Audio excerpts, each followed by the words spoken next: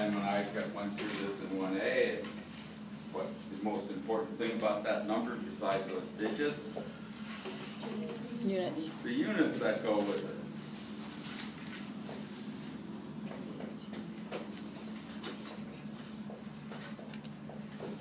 And I gave you another one, 8.314. And I said, we'll use this when we get to thermochemistry.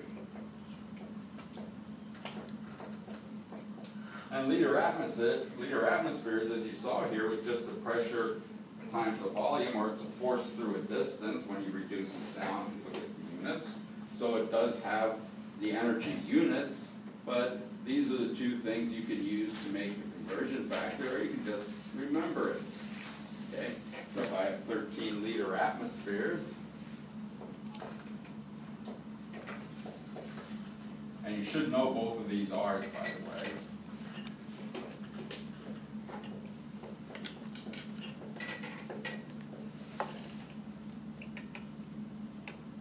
Almost forgot what it was. I had to look up here.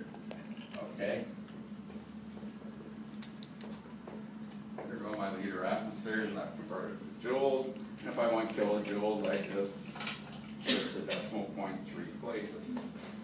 Now, the other thing you may remember if you divide this out,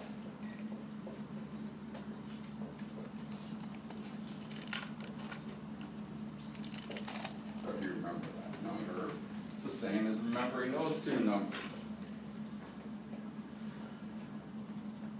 But you will be using R in a lot of different places, and so you should know both numbers.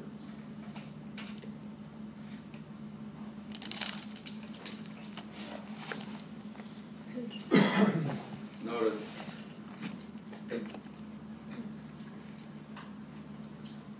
when I give you quizzes and things, sometimes I'm in a good mood and I'll give you some numbers, but I don't give you units. So you have to pay attention to the units that go with the number. And other times I won't, so that's why I said you really know. Yes? If you cross it out, the liters atmospheres right there, you still have any of the final answer? This again? When I do this calculation here, right, I'm multiplying and dividing, this unit cancels out, so what's my final unit? Right? I think she's confusing that with the final answer instead of that being the compacted. Oh, well, this number here. Yeah. This is one of the things the book says.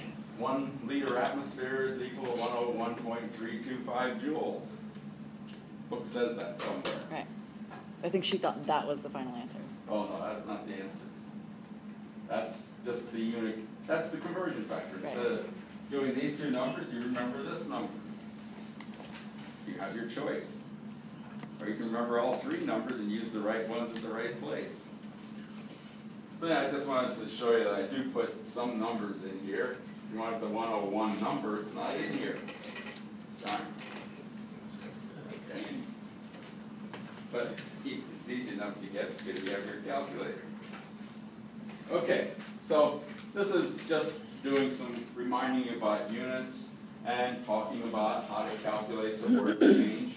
The next thing we wanted to do is look at this relationship, and we see things in thermodynamics like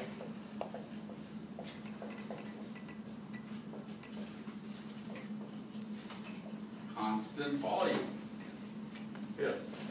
For Q equal NC delta T, for M, what can we use for? Oh, again, if you're working in joules, the mass would be in kilograms.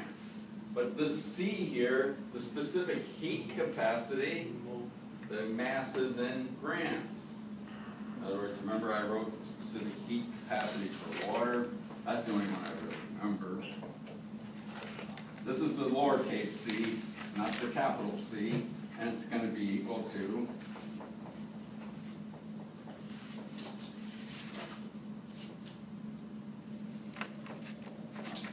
grams, degrees C, or degrees C, grams. Specific heat capacity is always in grams. So once I multiply through by the number of grams here, my specific heat capacity is given in joules, or it could be given in kilojoules.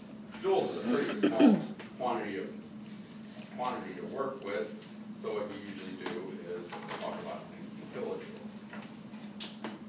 Okay. So if you're giving a mole, you have to convert that to grams? If it's moles, then the mass that would go into here is what? The molar mass. And you weren't in my 1A class, but when we did the molar mass, your textbook uses something like this, which is the script M to represent the molar mass. And my script M's look terrible, so I said I was always going to write just MW. It still looks terrible. And notice when he does his slides for the slides that go along with the text, they can't format that into the program that did the slides. I guess they had a cheap program or something. So they use a capital M for molar mass. And I guess you're impatient for the writer.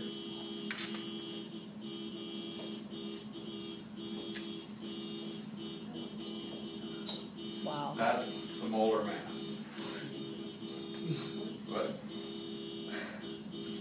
Either that or somebody's alarm went off and they're stealing the tires out there. Okay.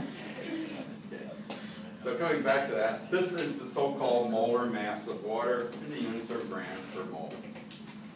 Notice we always just talk about molecular weight, we say 18, but we went through all those units last semester, at least at the beginning, so people would remember what all those units meant. So basically, if this is joules per mole, in other words, if I take M up here,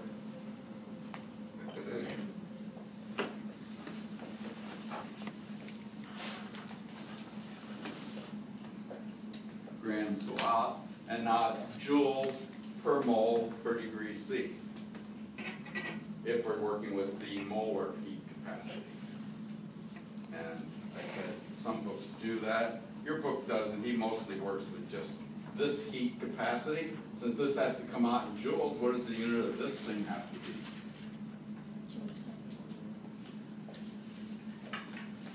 Joules or kilojoules per degree C. Notice anytime I say joules, it could just as easily be kilojoules, because all you do is shift the decimal point to place. Okay? So this number up here, I said, and they do something like that, or sometimes they put a subscript M. That means that number, when you get done multiplying the molar mass times the specific heat, in other words, this is water, if I multiply these two numbers together, the number I would get would be the molar heat capacity for water. And then the amounts that you would work with would be moles rather than grams. So if you wanted to use this thing, going over here,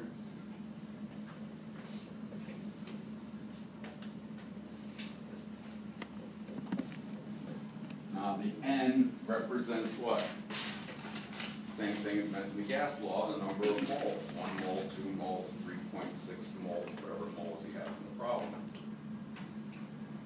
Because eventually when you do this calculation right here, whether you use the molar heat capacity or the specific heat capacity or just the heat capacity, this has to come out in units of joules or kilojoules for the heat change.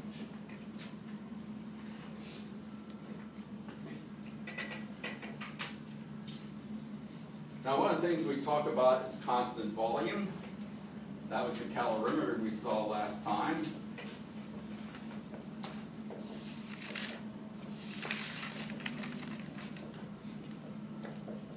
The correct name should really be a constant volume calorimeter, because you don't want it to be a bomb. Okay? But that's what frequently happened for people that were careless when they were setting up their calorimetry experiments. Put too much material in there.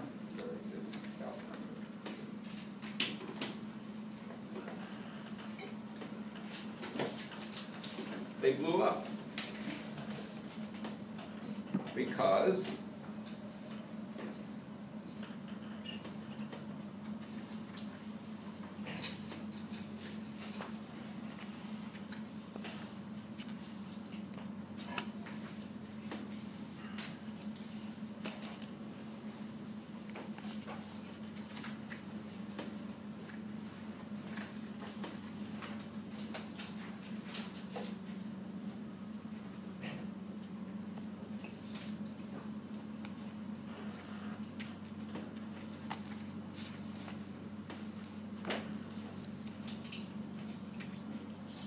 here's where we left off the last time.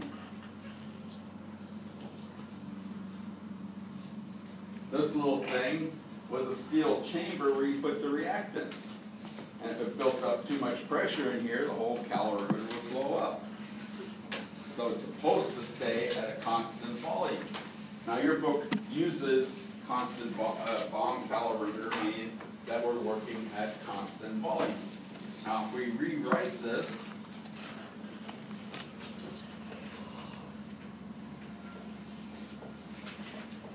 and I'm talking about the system here, so I guess I should put the word system here rather than surroundings. This would be the heat change for the system minus P delta V. What's delta V if it's a constant volume? 0. 0. And so delta U is the heat change at constant volume.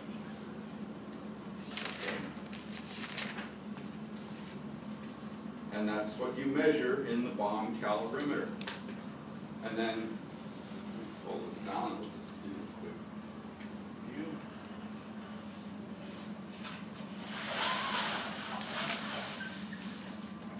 This just goes through all the things we did last time.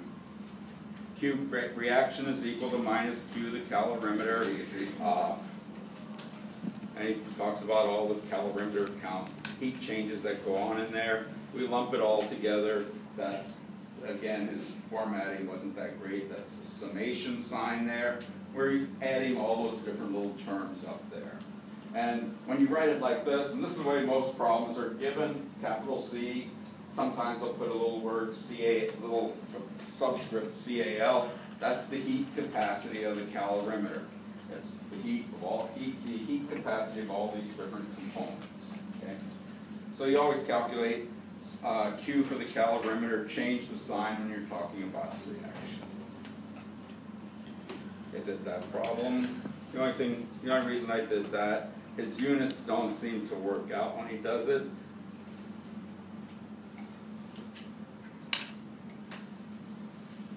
I'm going to get there.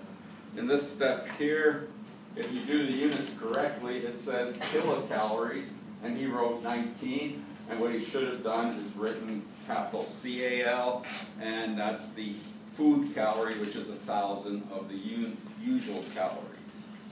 Okay. Then here's what he calls a coffee cup calorimeter. And the reason we work with those is we're going to work at constant pressure. Actually, I'll do something else. I'm going to define a new thermodynamic property. And, you can present this in a variety of ways, and so I'm going to present it the way I learned it, but it's equivalent to what your book said, and I'm going to define. Because that's what all these thermodynamicists did. They said, suppose I did that. And they made up a property, and then they looked to see how it was affected by different chemical changes. So I'm going to define enthalpy.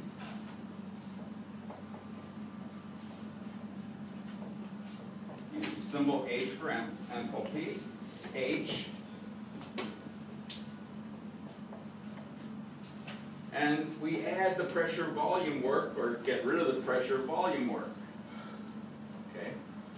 And so what we do is we work at constant pressure rather than constant volume.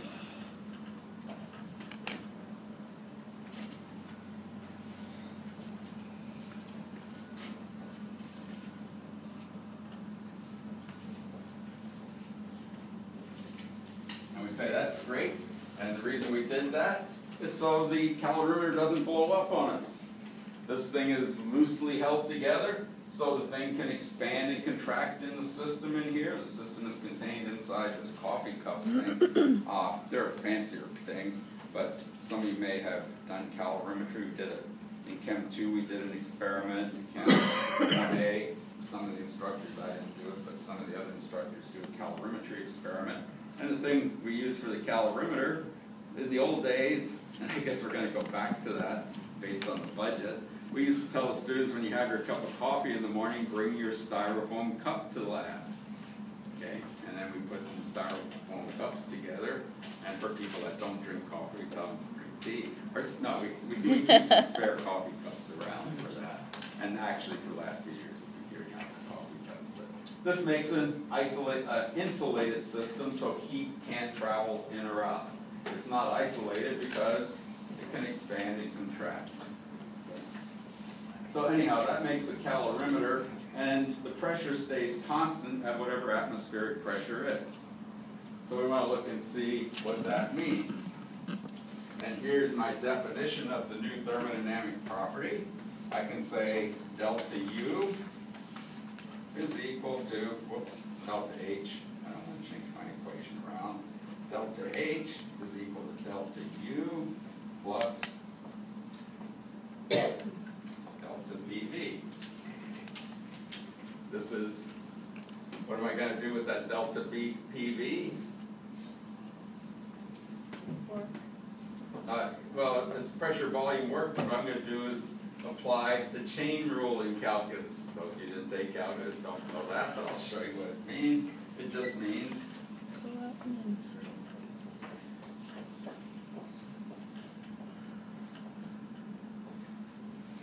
P delta V plus V delta P.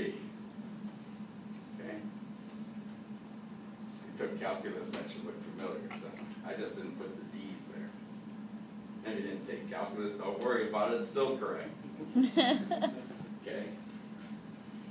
Because we don't, this is the non-calculus version of chemistry.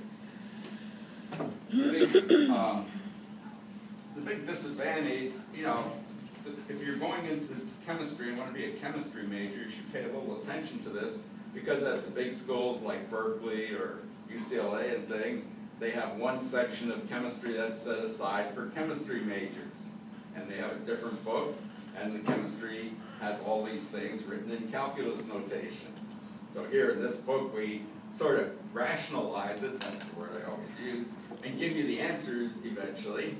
But in the other one, you have to sit there and go through the calculus and come up with the final answer.